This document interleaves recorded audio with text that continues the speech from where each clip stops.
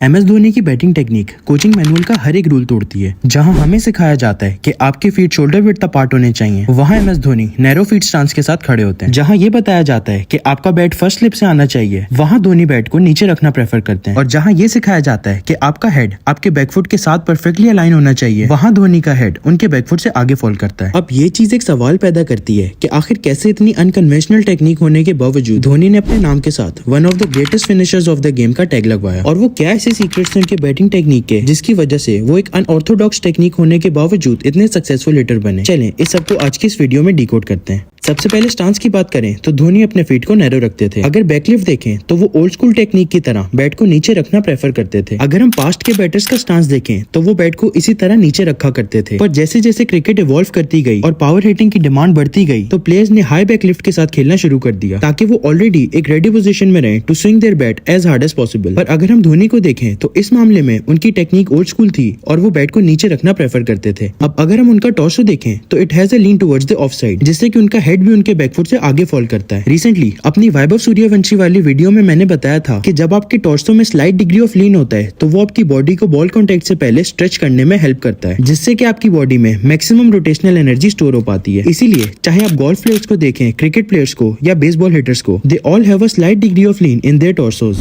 धोनी एक बहुत सटल सा बैक एंड अक्रॉस ट्रिगर लेते हैं जो कि conventional back and across trigger से डिफरेंट है। क्योंकि अगर एक conventional back and across trigger देखें तो उसमें आपका फ्रंट फुट भी अक्रॉस मूव करता है, पर धोनी सिर्फ अपने बैक फुट को पीछे ड्रैग करते हैं, जहां आफ्टर ट्रिगर मूवमेंट उनका वेट मोस्टली उनकी बैक लेग पे लोडेड होता है। Now this again gets us to the concept of back foot loading, जहां बैटर्स अपने वेट को मोस्टली अपनी बैक लेग पे लोडेड रखते हैं। इसके पीछे की मेन रीजन ये है कि आपका बैक हिप वो मेन पावर हाउस होता है जहां से सारी पावर जनरेट होती है। तो जब आप वेट को बैक लेग पे लोडेड रखते हो तो आपकी बॉडी आपके बैक हिप के अराउंड कॉइल कर पाती है। इन सिंपल वर्ड्स, आपके मसल्स मैक्सिमम स्ट्रेच अचीव कर पाते हैं बिफोर कॉन्टेक्ट। यहाँ पे आप देख सकते हैं कि बॉल कॉन्टेक्ट से पहले धोनी की बॉडी कंप्लीटली स्ट्रेच्ड है। Comparing it with a sling shot, जब आपको एक स्लिंग शॉट को आगे फेंकना होता है तो आप उसे पहले पीछे को स्ट्रेच करते हो, या तो जब आपको एक हाई जंप करनी होती है तो आप पहले नीचे को डिप करते हो उसके बाद ऊपर जंप करते हो। इसको कहा जाता है स्ट्रेच शॉर्टिंग साइकिल। जिसको बिल्कुल सिंपल वर्ड्स में समझाऊं तो अगर आपकी बॉडी को इस डायरेक्शन में रोटेट करना है तो उसे पहले ऑपोजिट डायरेक्शन में स्ट्रेच करना पड़ेगा। अब जितना ज्यादा ये स्ट्रेच होगा और जितनी क्विकली आपकी बॉडी स्ट्रेच से स्विंग में ट्रांजिशन कर पाएगी उतनी ज्यादा आप फोर्स जनरेट कर पाओगे। इसीलिए अगर हम धोनी का स्विंग देखें तो नोटिस करें उनकी body before contact fully stretched होती है, जिससे कि अभी उनकी बॉडी में मैक्सिमम रोटेशनल एनर्जी स्टोर्ड है। अब जब वो इतने तेज डाउन स्विंग के साथ अपने हिप्स को पिवट करते हैं तो वो सारी एनर्जी बॉल में ट्रांसफर हो जाती है। तो अगर हम उनके स्विंग को ब्रेक डाउन करें तो सबसे पहले उनकी बॉडी स्ट्रेच करती है, जहां आप देख सकते हैं उनका बैकलिफ्ट कितना हाई है और उनका टॉर्सो और उनकी बैक कुछ इस डायरेक्शन में कॉइल्ड है। अब डाउन स्विंग इनिशिएट करते वक्त उनके हिप्स अनकॉइल करके ऑपोजिट डायरेक्शन में रोटेट करते हैं और बहुत फास्ट बैट स्पीड होने की वजह से वो इतनी फोर्स जनरेट कर पाते हैं। Now there is one more element in his power generation, that is the lead leg block. Lead leg block कहा जाता है कि जब आपकी फ्रंट लेग ब्रेस करती है at the time of contact. अगर आप यहाँ पे धोनी को देखें तो नोटिस करें at the time of impact उनकी फ्रंट नी एक्सटेंड कर रही है। In simple words, his front leg is straightening up. Basically जब आपकी फ्रंट लेग फर्मली ग्राउंड पे कॉन्टेक्ट करती है तो आपके हिप्स उसके अगेंस्ट रोटेट कर पाते हैं, जिससे कि सारी एनर्जी आपकी लोअर बॉडी से आपकी अपर बॉडी में ट्रांसफर हो जाती है। यही सेम पैटर्न हमें फास्ट बॉलर्स और बेसबॉल पिचेस में भी देखने को मिलता है। At the time of delivery उनकी फ्रंट नी एक्सटेंड करती है, जिससे कि विदाउट एनी लीकेज वो सारी एनर्जी को लोअर बॉडी से अपर बॉडी में ट्रांसफर कर देते हैं। अगर आप धोनी को देखें तो उनकी फ्रंट लेग भी बहुत फर्मली ग्राउंड पे कॉन्टेक्ट करती है and his front knee straightens up, जिससे कि उनका बैक हिप फायर कर पाता है, hence he is able to generate so much power. अब मोस्टली हिटर्स में ये पैटर्न कॉमन होता है कि वो अपने बैक हिप को एंगेज करते हैं, जिससे कि उनकी शॉट्स में इतनी पावर जनरेट होती है। और धोनी में भी हमें यही पैटर्न देखने को मिलता है, but there is something different about him. एक चीज जो मैंने हमेशा उनके बारे में एडमायर की है वो है उनकी इंसेनली फास्ट बैट स्पीड, जिससे कि वो यॉर्कर लेंथ की बॉल्स के भी अंडरनीथ जाके उन्हें एलिवेट कर पाते हैं। जरा सोचें, एक ऐसी बॉल जो ब्लॉक होल में की गई है, कितना मुश्किल है उसके अंडरनीथ जाके उसको एलिवेट करना। पर हम धोनी को देखें तो वो रिपीटेडली ऐसा कर पाते थे and at one point he reach absurdity by playing something known as the helicopter shot. ये शॉट धोनी का काउंटर था एक बॉलर का बेस्ट वेपन, यानी उसके यॉर्कर के अगेंस्ट। तो एज अ बॉलर अगर आप यॉर्कर करते वक्त थोड़ी सी भी लेंथ को मिस करते हो तो धोनी अपने बैट को हेलीकॉप्टर की तरह घुमा के बॉल को स्टैंड्स में फेंक देंगे। And honestly it's so impressive how fast his bat speed was to actually get this much power and elevation against the fuller length deliveries. एक यॉर्कर को इसीलिए खेलना मुश्किल होता है कि इतनी फ्लैट ट्रेजेक्टरी की बॉल को आप अंडरनीथ जाके एलिवेट नहीं कर सकते, पर धोनी की इतनी तेज बैट स्पीड थी कि वो यॉर्कर के भी अंडरनीथ जाके उसे मार पाते थे। तो ये तो थे कुछ एनालिसिस उनकी बैटिंग को लेके। अब अगर इस वीडियो के कमेंट सेक्शन में 500 लोग थाला फॉर अ रीजन कमेंट करेंगे तो मैं एक डिटेल वीडियो बना के उनकी हेलीकॉप्टर शॉट को डिकोड करूंगा। वीडियो को यहीं पे एंड करता हूँ। Take care, bye.